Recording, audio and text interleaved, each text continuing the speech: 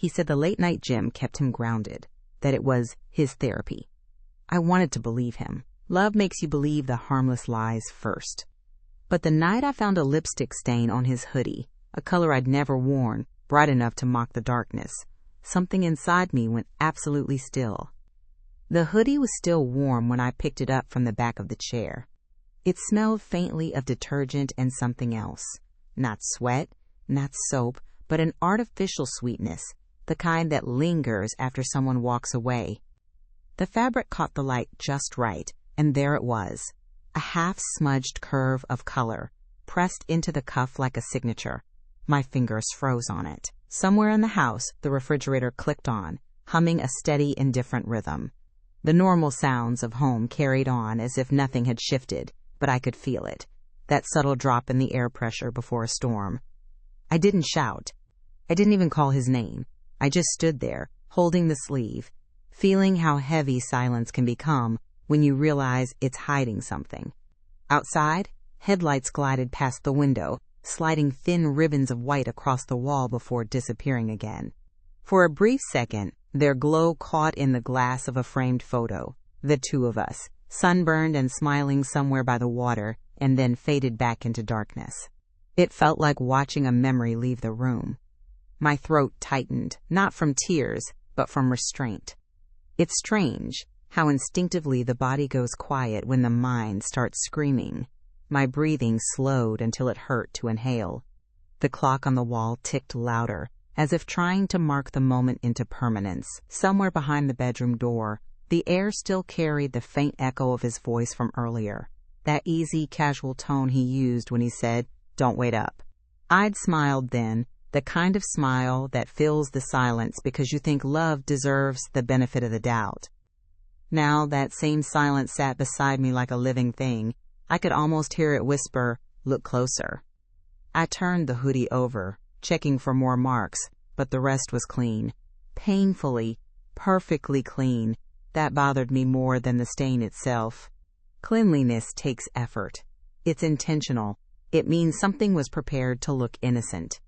I placed it on the counter, then wiped my palms on my jeans, though there was nothing there to wipe away. The tile beneath my feet felt cold enough to sting. In the reflection of the microwave door, I saw myself standing in the pale light, hair messy, sweatshirt hanging loose, eyes unfocused. I looked like someone who had just walked into a different version of her own life. I thought about every time I'd heard the garage door roll open past midnight, and felt nothing but safety. About every time he'd kissed my forehead and said, "Just one more set," as if routine could replace intimacy. The mind has a cruel way of replaying all the evidence it once ignored.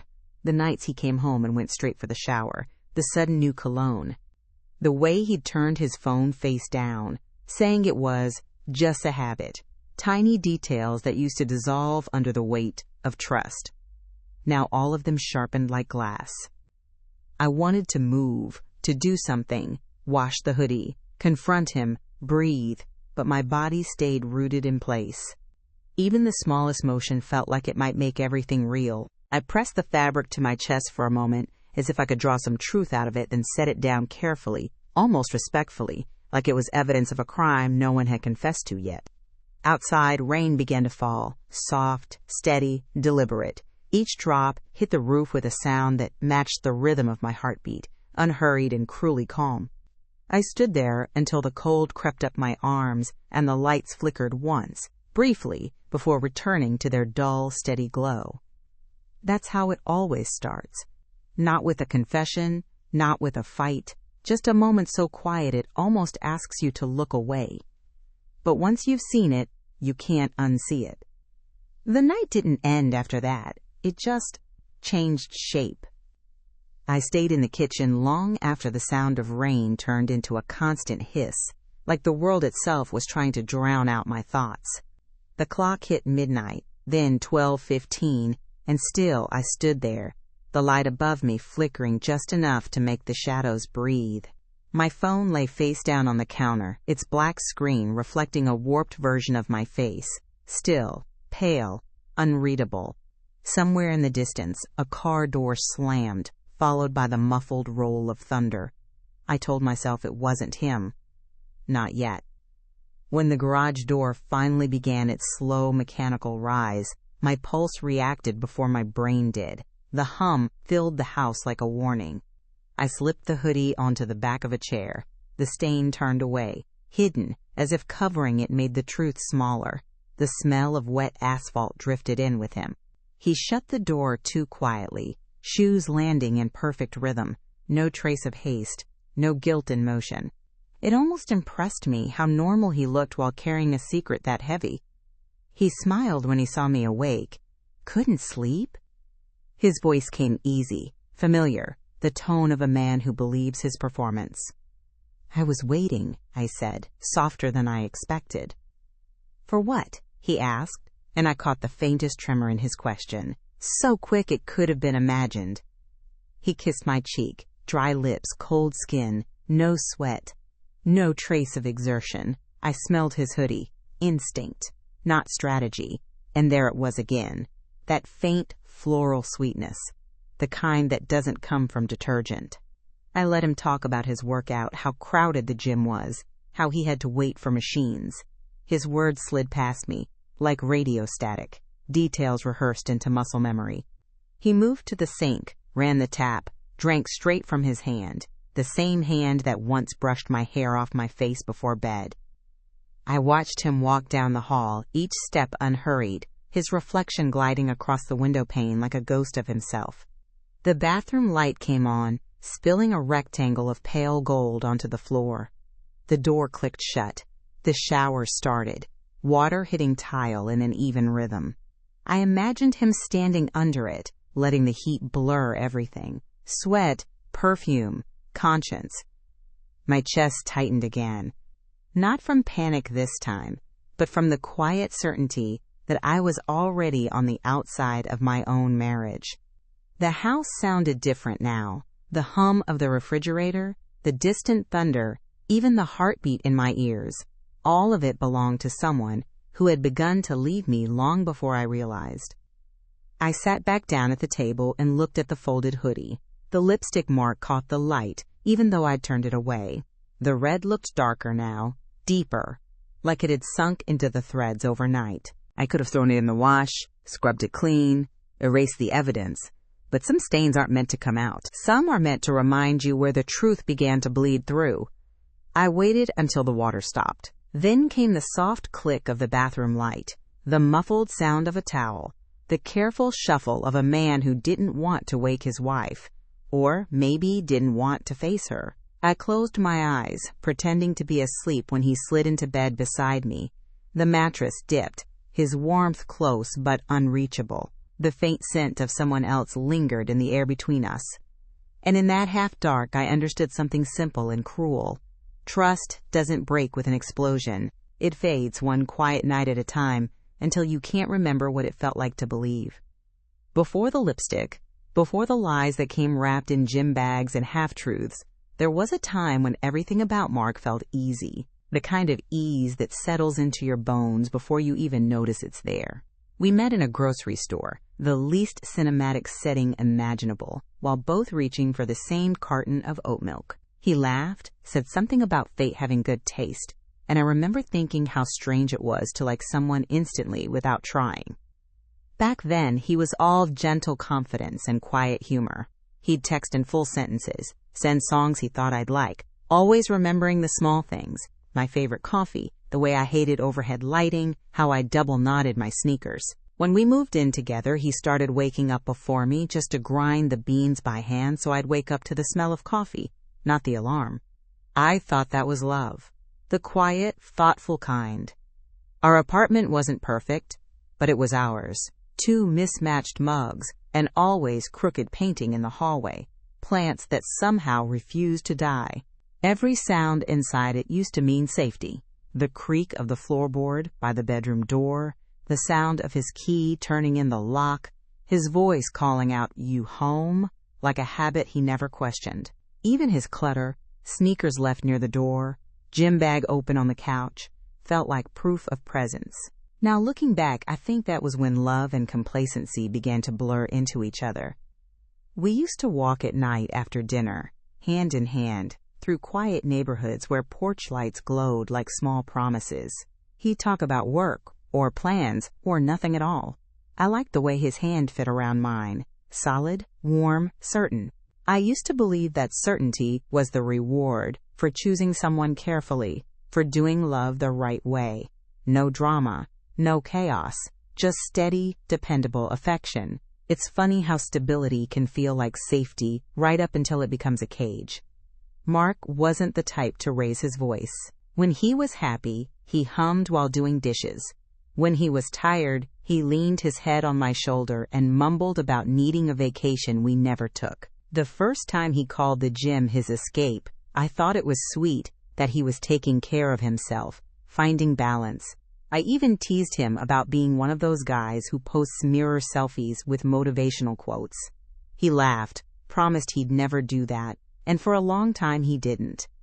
But it's strange, the things you overlook when life feels comfortable. The little disappearances, the late returns, the way affection turns into habit. Love has a rhythm. You learn its tempo, and when it changes, it feels off, even if you can't say why. Back then, I told myself we were just busy, that marriage had seasons, that people grow quietly apart and then find each other again. I thought that was maturity, giving space, being patient, trusting the process.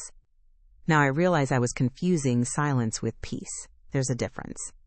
Peace is chosen. Silence is what you get when truth decides to leave the room. The thing is, we really did love each other once. I know that. I can still see it in the old photos. How he'd look at me like I was the only clear thing in a blurry world. Maybe that's what makes betrayal hurt more. Not the act itself, but how real the love felt before it broke. Sometimes I wish I could go back to those early mornings, when sunlight slipped across the floor and everything smelled like coffee and safety, when I believed that routine meant devotion, and that a quiet man was simply content. Back then, I didn't know that quiet can also mean hiding. I used to think trust was something you earned once, like a diploma, permanent and framed. I never understood that it needs maintenance, like oxygen in a closed room. Mark had this calm way about him, the kind that made doubt feel unnecessary. When he spoke, he looked you directly in the eye, steady, unflinching, the kind of gaze that said you can rest here. I did. For years. He wasn't flashy, not the type to overpromise or dramatize. He just followed through. When he said he'd call, he did. When he said, "I'll be home soon," he usually was. That usually became my blind spot. It's incredible how easy it is to hand someone the benefit of the doubt once you've built your life around them. You stop auditing the details, stop checking the receipts, because the idea of not trusting them feels more dangerous than whatever truth you might find.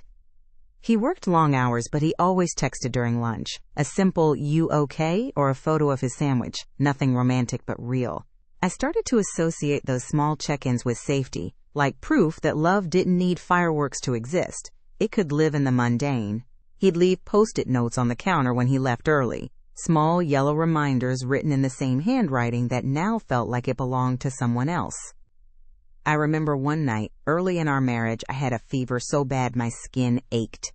He sat on the floor beside the bed, pressing a cool cloth to my forehead every 20 minutes, whispering dumb jokes to keep me awake. I fell asleep to the sound of his voice and thought, this is what partnership looks like.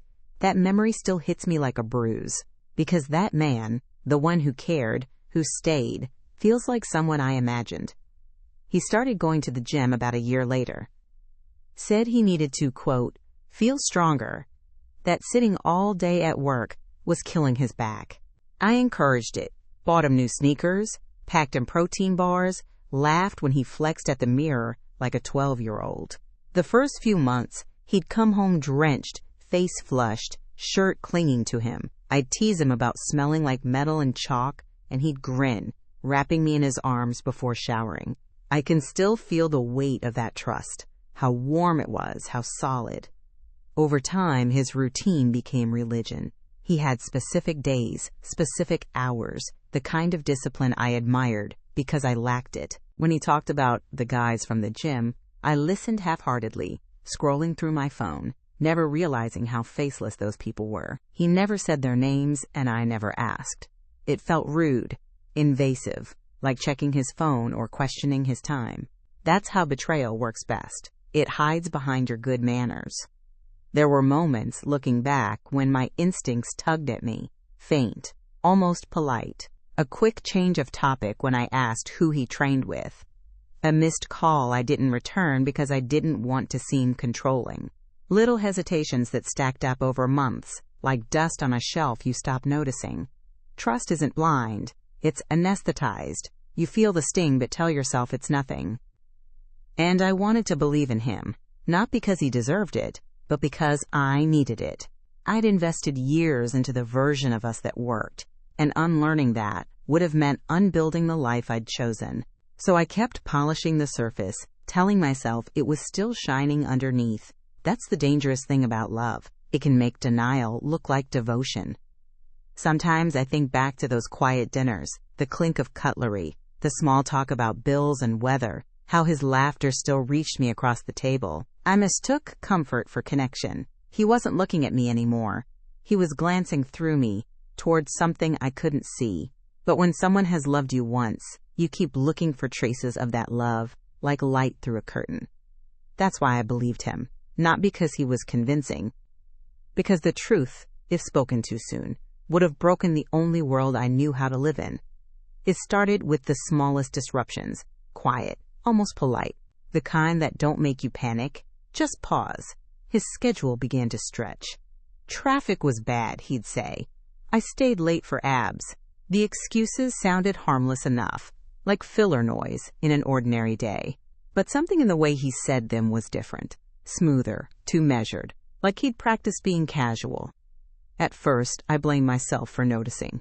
Maybe I was tired. Maybe routine had made me restless. But then came the inconsistencies, tiny, mismatched puzzle pieces that refused to fit. He once claimed he'd lost his water bottle at the gym. 2 days later, I found it in the trunk of his car, half empty, next to a single earring, gold, small, not mine. He said it belonged to a coworker's girlfriend, who must have borrowed his car once. The lie was too specific, too polished, but I nodded anyway, pretending it made sense. Pretending keeps the peace, at least for a while. The house grew quieter after that. We talked less, touched less. His phone started living face down on the counter, always within reach, as if gravity itself had changed direction, and the screen couldn't risk being seen. I'd hear him chuckle sometimes, soft, low, the kind of laugh people use when they're being watched but not heard. He said it was a podcast. I said nothing. Nights began to stretch differently. He'd leave later and come back cleaner. There was no sweat, no red flush from exertion. Just that faint floral sweetness I couldn't name. It wasn't perfume exactly. It was more like skin that had brushed against perfume, subtle, expensive, and too human to ignore. Once, I found a faint shimmer near his collar, the kind of glow highlighter leaves behind. He brushed it off, literally and figuratively, with that half smile that used to make me feel safe. Now it made my stomach turn. The changes in him were small, but the changes in me were loud. I began noticing everything. The sound of his shoes on the tile, too soft for someone who'd supposedly been running miles. The way his towel stayed perfectly folded after a workout. The faint indentation on the pillow beside him when I woke up, as if he'd slept somewhere else and returned just before dawn. One evening, while folding laundry, I realized his gym shorts had stopped showing up in the hamper. When I asked about it, he shrugged. I wash them there now, he said. It's easier. The lie slid through the air like smoke, visible for a second before disappearing. I stared at him, searching for something human in his eyes. But all I saw was composure. That's when I understood how terrifying calm can be. Even the way he looked at me changed. His gaze used to land like an embrace, steady, warm. Now it glanced off like sunlight on glass. Conversations became shorter, practical, grocery lists, bills, logistics. The space between us was filled with everything but truth. I began to sense patterns in the silences. Tuesday, Thursday, Sunday, his so-called gym nights. Those evenings, he'd text less, stay longer, come home smelling faintly of something new. When I kissed him goodnight, his lips tasted like mint and apology. I started sleeping with the lamp on, though I told myself it was because I liked the light. One night, I woke to find him sitting at the edge of the bed, phone glowing in his hand. The light carved his face into angles I didn't recognize. He turned it off quickly, too quickly, and whispered, "Couldn't sleep." His voice was calm, but his pulse beat visibly at his throat. I wanted to ask who he was texting, what he was hiding, but I didn't. I just lay back, pretending to drift off, feeling my heartbeat climb into my ears. That's the thing about intuition. It doesn't scream. It hums, low and steady, until you can't hear anything else. Every instinct I had was pulling me toward a truth I didn't want. The air around him felt thinner, his touch colder. Even the way he said my name sounded edited, shortened somehow. I kept thinking of that lipstick stain, how bright it looked against the gray cotton, how alive it seemed compared to the rest of us. I didn't know it yet, but the truth wasn't waiting for me to find it. It was already moving closer, patient, inevitable, wearing the same cologne he did. The first time I questioned him openly, it was after a text I shouldn't have seen. It wasn't a private message. It wasn't even a flirtatious remark. It was just a simple notification, the name of someone I didn't know, a timestamp, and a question, "Are you free tonight?" He'd left his phone on the kitchen counter, screen facing up. The moment I saw it, my chest tightened. It wasn't the question that bothered me. It was the fact that it was there at all, so casual, so present. I didn't ask him about it immediately. Instead, I spent the next hour pretending nothing had happened, my fingers trembling every time I touched anything. The silverware felt sharp, the fridge door too heavy. The glass of water I drank tasted faintly bitter. His absence in the room was palpable, and the longer I tried to ignore the text, the more I felt like I was lying to myself. He came back late again that night. The usual excuses, the usual, "I told you it was packed." I nodded, though the words felt too distant to really hear. My thoughts had already moved past the excuse, past the rehearsed smile. The question was no longer what's happening, but when did I stop being enough? I told myself I was being paranoid, that maybe the stress of the week, the constant tug of a full schedule, had made me read too much into a harmless conversation. But then the same name appeared again the next night, a different message, just as casual. "Same time tomorrow?" And I knew then, I wasn't imagining it. I wasn't overthinking. Something was wrong. We sat on the couch later that evening, the television playing some mindless documentary about a world I no longer recognized. The room felt too quiet, and I hated how aware I was of every detail. The distant hum of the neighbors, air conditioner, the faint clink of his keys as he dropped them onto the table, the way his shoulders tensed just before he spoke, like he knew I was about to ask. He avoided my eyes when he spoke. That, more than anything, sent a chill straight down my spine. "Are you okay?" he asked, like he was suddenly concerned about me, when in reality, I hadn't been okay for weeks. But I didn't say that. I didn't bring up the messages. I didn't ask about the girl. Instead, I lied. "I'm fine." I said it so quietly that it almost felt like I wasn't even talking to him anymore, but to the air between us. I could feel the words fall out of my mouth, heavy with something I didn't want to admit. I watched the television, pretending to be absorbed in it, the images flashing by like an unfinished story. The silence grew long after that, stretching between us until I couldn't sit in it anymore. My thoughts twisted and churned, and I started to notice the little things again. His phone always face down, his car keys in a different spot every time I looked for them, the fact that he'd begun leaving at odd hours when the gym was supposedly quiet. And somehow, it was the small stuff that cut the deepest. The way he no longer sat with me at the table after dinner, the way his kisses seemed to disappear in the air before they even reached me. I tried to ignore it. I tried to shake off the creeping suspicion, but it wasn't leaving. It was growing, piece by piece, like a story I couldn't stop reading. It was in the way he looked at his phone when he thought I wasn't paying attention, the way his hands moved a little too quickly to hide something. It was in the lies he wasn't saying aloud, the ones I could feel without hearing them. The worst part was knowing that the truth was somewhere in front of me, already laid out in pieces I wasn't ready to pick up. But the more I tried to ignore it, the more I realized how much it was already pulling me under. The truth doesn't always arrive with a bang. Sometimes it shows up quietly, like an intruder you didn't hear coming. I found it while I was cleaning out his gym bag, looking for a missing set of keys. It wasn't a conscious decision, more like an instinct I couldn't explain. I was on my knees, stuffing gym towels into the washing machine, when I felt something soft beneath the fabric. I pulled it out slowly, and it was the corner of a small envelope, the kind you don't expect to find in a place like that. I held it in my hands, unsure whether to open it, as if doing so would somehow change the way the world looked at me. I've always prided myself on being careful with people's privacy, Mark's especially, but I knew, even before I tore the corner, what was inside. There's a feeling you get when something is too sharp to ignore. I could feel the edges of the truth poking through, daring me to look. The letter wasn't long, just a few lines in a delicate, almost rehearsed handwriting. I didn't need to read it to know what it was. My stomach churned before my eyes even finished scanning. It was a note from her.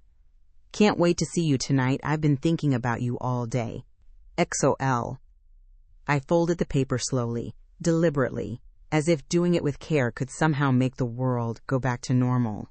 I tried to convince myself I hadn't seen it, that it was nothing. But the moment the paper hit the floor, it felt like the sound echoed through the room, louder than any of the words I'd ever said. I didn't move for a while. I could feel my pulse picking up, rushing through my temples, but my body was frozen. It's funny how much you can tell about yourself when you're faced with something undeniable.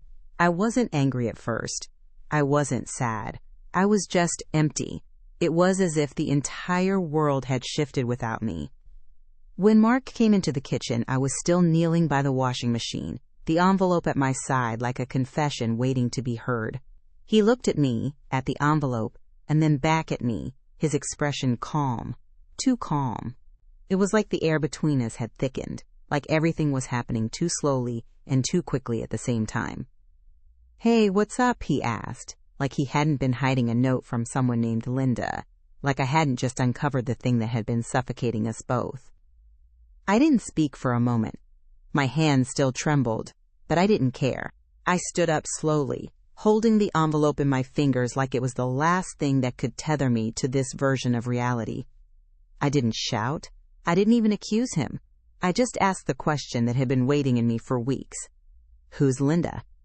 He froze. It was only a second, but it felt like the longest one of my life. His eyes darted around the room, searching for something, anything, to hold on to. But it was already too late.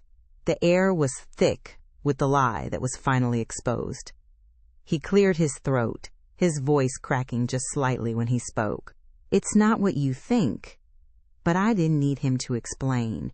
I didn't need to hear the rehearsed version of the truth he'd been holding on to for months. I didn't need to hear how she was just a friend, or how this was all some big misunderstanding. I had already heard everything I needed to hear in the silence. I dropped the letter on the counter, and for the first time in what felt like forever, I looked him straight in the eye. "Don't," I said, my voice colder than I expected. "Just don't." His mouth opened, but no words came. I could feel the walls around me pushing closer, but this time I wasn't afraid of them. I was the one who had stopped pretending. I was the one who had stopped making excuses. The truth wasn't a scream. It wasn't a fight. It was a quiet, terrible thing, slipping between us like air through a cracked door, and once it was in the room, there was nothing left to say. He didn't move when I said her name, just stood there, one hand still resting in the doorframe, the other hanging loose by his side. His face was pale, too composed, the expression of someone calculating how much of the truth to admit without losing control of the story. The silence stretched until it felt like a physical weight between us. The only sound was the washing machine, still churning quietly, as if it were mocking both of us with its steady rhythm. I could see his throat tighten when he finally spoke. "Emily," he began, my name coming out careful, cautious, like a word he hadn't earned the right to say anymore. "It's not serious." That's what he said. Not serious. The phrase hit harder than if he'd screamed. Not serious, like betrayal had categories, like there were acceptable shades of deceit. He stepped closer, reaching out as if to take the envelope from my hand. I pulled back before he could touch me. His fingers hovered mid-air, suspended in a space where touch had once been easy. "You don't understand," he said, voice shaking just enough to sound almost human. "It just happened. I didn't mean for it to go this far." "This far?" The words left my mouth before I could stop them. "How far is that exactly? Is there a map for this?" My voice didn't rise. It stayed quiet, calm, the kind of quiet that makes people nervous. He looked at me then, really looked, and for the first time I saw fear in his eyes. Not guilt, fear. Fear of losing control. Fear of being seen for what he was. I set the envelope down on the counter, the paper landing with a soft sound that felt final. "You've been lying to me for months," I said, and the truth of it tasted metallic on my tongue. "You used our life like camouflage." He rubbed his face with both hands, pacing, muttering half-formed sentences that sounded more like rehearsals than remorse. "It wasn't like that. You don't know what it's been like. I just needed space." Space. The word made me laugh. Not a real laugh, but a dry, humorless sound that startled even me. "You had space, Mark," I said, my voice steady. "You just filled it with someone else."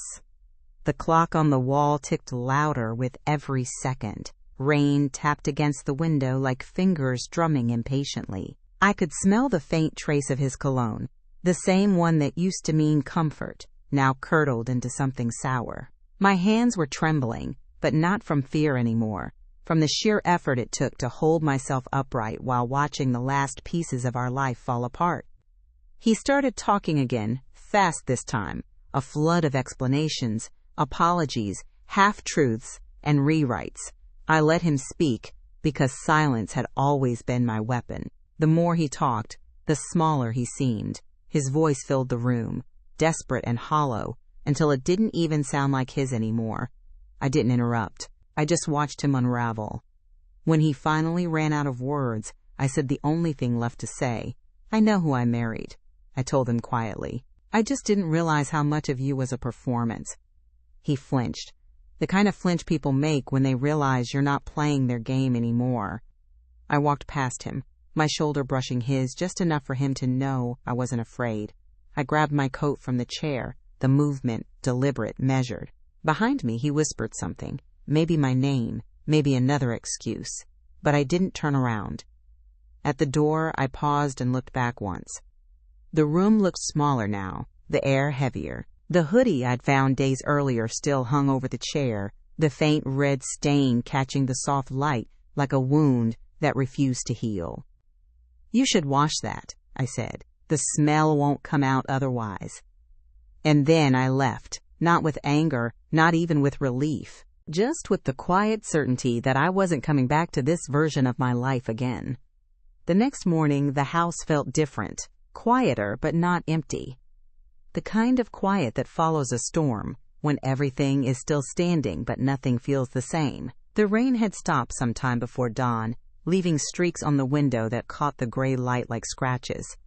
I made coffee out of habit, the machine sputtering softly, the air filling with the smell of something that used to mean comfort. The cup trembled slightly in my hand, not from weakness but from the weight of the decision that had already formed overnight. Mark was still asleep when I walked past the bedroom door. I could hear his slow, even breathing, that unbothered rhythm that once made me feel safe. It sounded almost offensive now. I sat at the table, opened my laptop, and began sorting through the practical parts of my heartbreak. Bank accounts, rent, passwords, small clinical details that used to feel unromantic, but now felt like freedom. I didn't cry. I didn't even pause. My mind was sharp, clear in a way it hadn't been in months. When the coffee cooled, I picked up my phone and called my sister. I didn't plan what to say. The words came out flat, like reading from a script I'd been handed years ago and only now understood. "I think it's over," I said. There was a pause on the other end. Not surprise, just quiet understanding. "Do you need a place?" she asked. I nodded, even though she couldn't see me. "Yeah, just for a few days." After I hung up, I packed with slow precision. A few changes of clothes, my toothbrush, the book I'd been pretending to read. Each folded shirt felt like a line drawn in the sand. The zipper closing sounded final. My reflection in the mirror looked foreign, not broken, just stripped bare.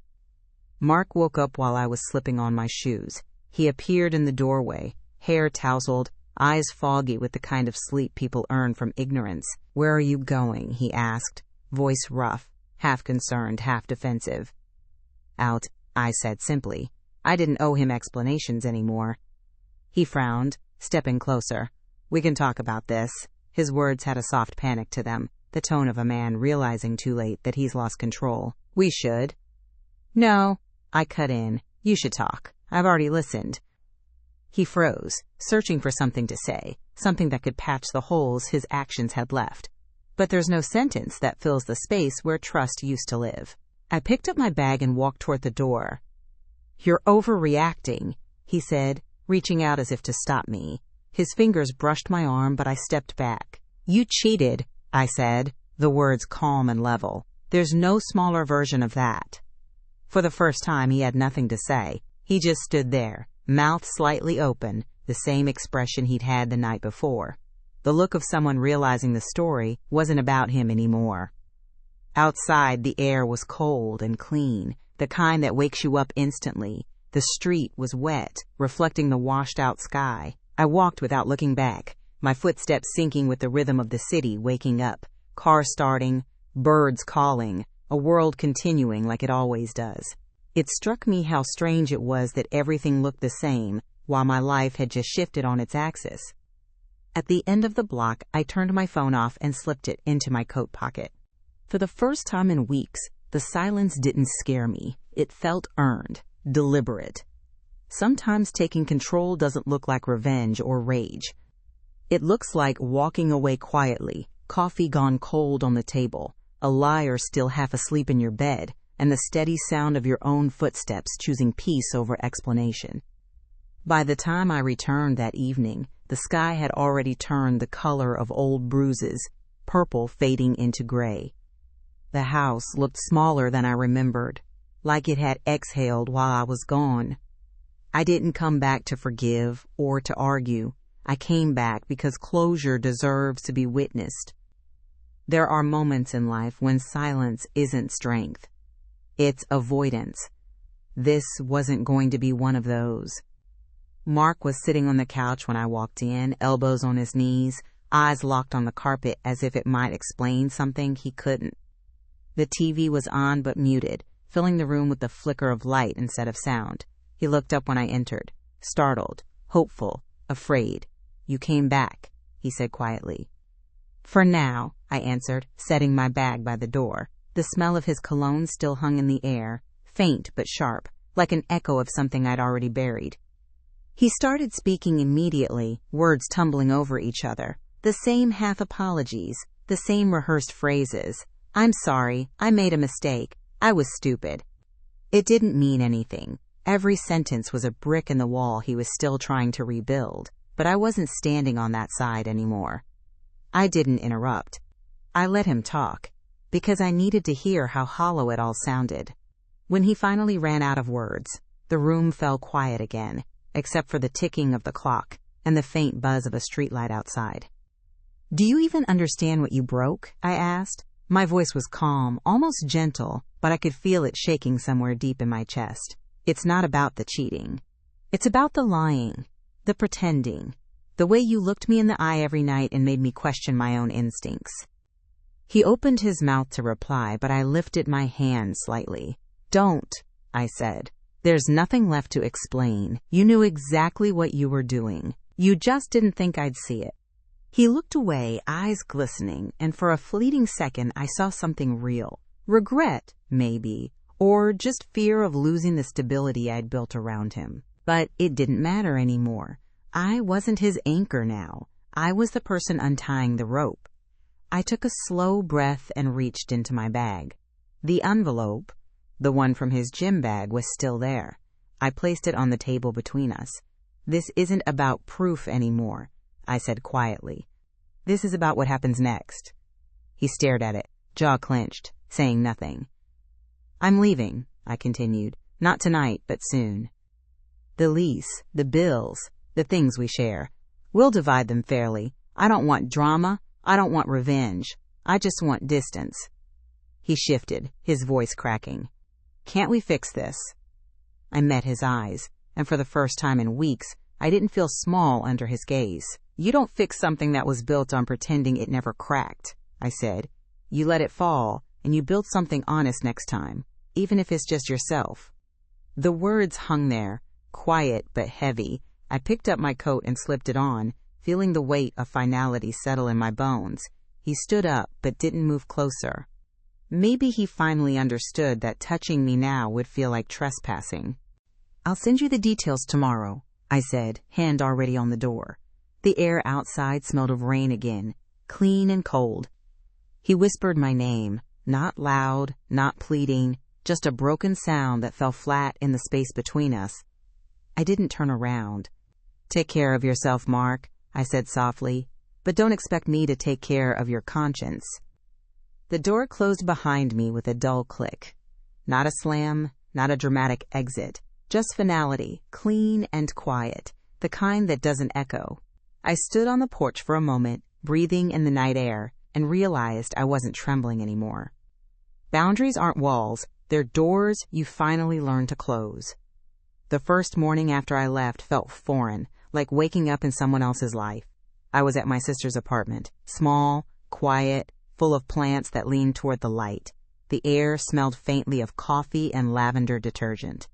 I sat on her couch with a blanket wrapped around me, the sunlight cutting through the blinds in thin, golden stripes that landed across my hands. For the first time in months, there was no sound of footsteps, no humming shower, no phone lighting up with someone else's lies. Just quiet, the honest kind. I thought freedom would feel loud, like laughter or triumph. It didn't. It felt still. It felt like finally exhaling after holding my breath for too long. My chest ached, not from grief, but from the sudden space where tension used to live. I poured myself coffee and didn't realize until halfway through the cup that my hands weren't shaking. That small realization hit harder than any apology he could have offered. I went through the day like I was rediscovering ordinary things. The sound of water boiling, the smell of toast, the feel of a window open just enough to let the wind move through. Everything simple felt new. My body still carried the residue of him, the muscle memory of waiting, of listening for the garage door. But the silence now was soft, not sharp. Healing rarely announces itself. It just starts to show up quietly in moments like that. Later that afternoon, I took a walk. The streets were slick from last night's rain, the air crisp enough to sting. I passed the bakery where Mark and I used to go on Sundays. I didn't flinch. I just kept walking, breathing in the smell of sugar and yeast and something faintly burnt. Every inhale felt like taking a piece of my life back, one breath at a time. When my sister came home, she asked how I was holding up. I told her the truth. Tired, but lighter. She nodded, the kind of understanding that doesn't need translation. We made dinner together, and somewhere between chopping onions and setting the table, I caught myself laughing. It startled me. I hadn't heard that sound in weeks. It didn't sound forced. It sounded real. That night, after she went to bed, I sat by the window with the lights off and looked out at the city. The world kept moving, cars passing, a couple arguing softly on the sidewalk, someone walking their dog under a street lamp. Life, imperfect and loud and completely indifferent, was still happening. And for once, I wasn't afraid of being part of it alone. I took out my phone, scrolled past his messages, past the photos, and stopped at one picture. Us, smiling before everything cracked. I didn't delete it. Not out of nostalgia, but out of respect for the version of me who still believed in that moment. She deserved to exist too. I set the phone down, closed my eyes, and listened to the soft hum of the city. No tension, no pretending, just stillness. When I finally fell asleep, I dreamed of nothing, and when I woke up, it didn't hurt to remember where I was. That, I realized, was its own kind of peace. Healing isn't cinematic. It's slow, quiet, and full of mornings like this, where the air smells clean, the coffee doesn't go cold, and the person in the mirror finally looks like someone worth coming home to. It's strange how quickly life rearranges itself once you stop clinging to what's already broken. Days turned into weeks, and somewhere in between, the ache that used to live in my chest started to dissolve. I didn't notice it happening at first. It wasn't some grand moment of empowerment or revelation. It was quieter than that. It was realizing one morning that I hadn't thought about him before making my coffee, that my first thought was about the sun streaking across the floor, not the silence on the other side of the bed. I moved back into my own place, small, bright, and imperfect. The walls smelled faintly of fresh paint, the kind that promises new beginnings. I bought secondhand furniture, hung up curtains that didn't quite match, and placed a single plant by the window. It leaned toward the light within days, and I took that as a good omen. The space didn't feel lonely. It felt honest. I filled it slowly, carefully, not with things, but with moments that belonged only to me. Sometimes I'd catch myself replaying fragments of the past, like a bad movie I'd already seen too many times. The late-night gym excuses, the lipstick stain, the look on his face when he realized the lies had stopped working. But those memories no longer carried weight. They were just static in the background, reminders of a language I no longer spoke. The pain had lost its edge. What remained was clarity. People love to say forgiveness is about letting go. I don't agree. Forgiveness is about remembering without resentment, about reclaiming the part of yourself you handed to someone unworthy and saying, I'm taking it back now. I didn't forgive him for what he did. I forgave myself for believing the version of him I wanted to see. There are still moments when the loneliness creeps in, quiet, tender moments when I reach for a ghost that isn't there. But even those don't scare me anymore. They remind me that I survived loving someone who mistook comfort for commitment, that I can sit in the silence now and not need it to be filled. One evening, I passed by the gym where he used to train. The glass doors reflected the streetlights, the hum of treadmills leaking through the cracks. I stopped for a second, not out of pain, but out of recognition. The kind you give a story that once belonged to you but doesn't anymore. Inside, someone laughed. Loud. Genuine. I smiled without meaning to, then kept walking. Life has a way of returning to you once you stop chasing the wrong things. I started running again in the mornings. Actual running, not metaphorical. The cold air burned my lungs. My feet slapped the pavement, and each breath felt like a small declaration. I'm still here. Not broken. Not bitter, just awake. I know now that healing isn't about forgetting the betrayal. It's about remembering your own worth louder than the memory of it.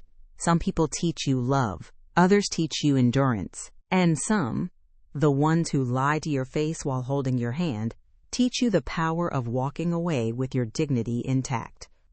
Mark became just another name on a page I no longer reread, but the woman who found that lipstick stain, she stayed. She learned that silence isn't weakness, and leaving isn't loss. It's self-respect with a pulse. Has this ever happened to you? Share your story in the comments.